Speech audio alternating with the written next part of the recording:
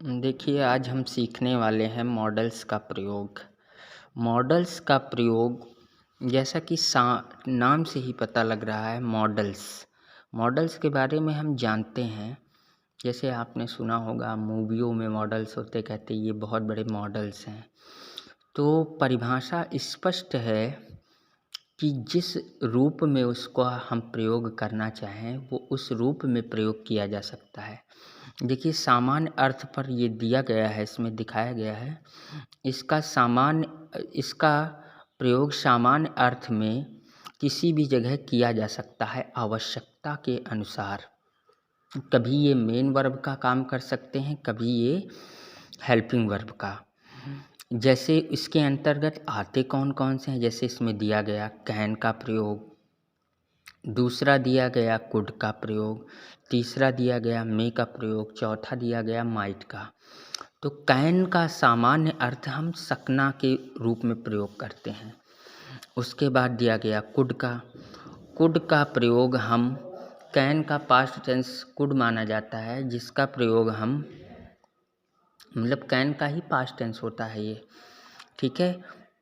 उसके बाद दिया गया मे का प्रयोग। तो मे का हम प्रयोग पॉसिबिलिटी दर्शाने के लिए करते हैं, जिसमें संभावना बताई जाती है कि ये हो भी सकता है और ये नहीं भी हो सकता है। उसके बाद दिया गया मस्ट का प्रयोग। मस्ट का प्रयोग हम सामान्यतः निश्चित रूप से या फिर बाध्यता को प्रकट करने के लिए किया जाता है। अब ध्यान दीजिएगा, देखिए अगर हमें अंग्रेजी बोलना है तो हम इन मॉडल्स के सहायता से ये मान के चलिए 70% इंग्लिश हम इस मॉडल की सहायता से बोल सकते हैं। कैसे? जैसे कैन का ही प्रयोग है, देखिए सकना के अर्थ में किया जाता है। अब जैसे कह दिया जाए कि मैं यह कर सकता हूँ, तुम यह कर सकते हो, वह यह कर सकता है। जैसे कह दिया जाए मैं यह कर सकता हूँ, तो इसके लिए हम अंग्रेजी में क्या बोलेंगे? I can do this. I can do this. मैं तुम्हें इंग्लिश पढ़ा सकता हूँ।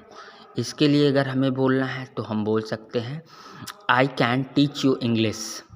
मैं तुम्हें अंग्रेजी पढ़ा सकता हूँ। अगर इसी तरह हम किसी जैसे कुड का प्रयोग किया जाए, मैं यह कर सकता था, आई कुड डू दिस।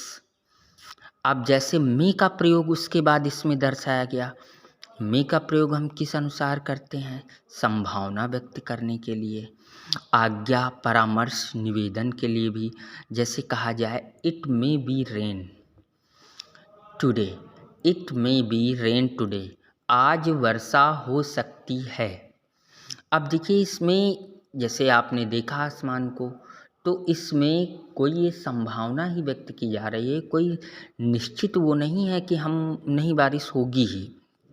अब इसी तरह पॉसिबिलिटी को दर्शाने के लिए हम मे का प्रयोग करते हैं। अब उसके बाद आ गया मस्ट का प्रयोग।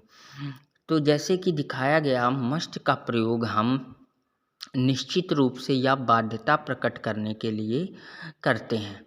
जैसे कहा जाए you must present in the class. तो इसका मतलब क्या हुआ कि तुम्हें कक्षा में ज़रूर होना चाहिए।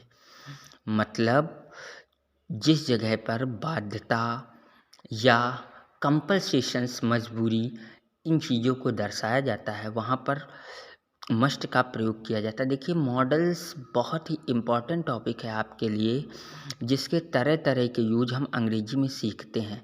सामान्यतः मैंने 4 आपको बताए हैं। आगे आप प्रैक्टिस के माध्यम से बहुत सारे इसके एग्ज़ाम्पल और भी चीज़ें कर सकते हैं। देखिए मैं इसलिए बता रहा हूँ क्योंकि भविष्य में आप जानते हैं कि बोलचाल की भाषा में सबसे ज़्यादा प्रयोग किए जाने वाली भाषा अंग्रेजी ही होगी। आज भी आप देख रहे हैं कि कितने छोटे से छोटे बच्चे आपके सामने अंग्रेजी एकदम बहुत भर्राटेदार बोलते हैं। तो कोई ऐसे नहीं सीखता है, उसकी आपको प्रैक्टिस करनी होती है। धन्यवाद बहुत बहुत।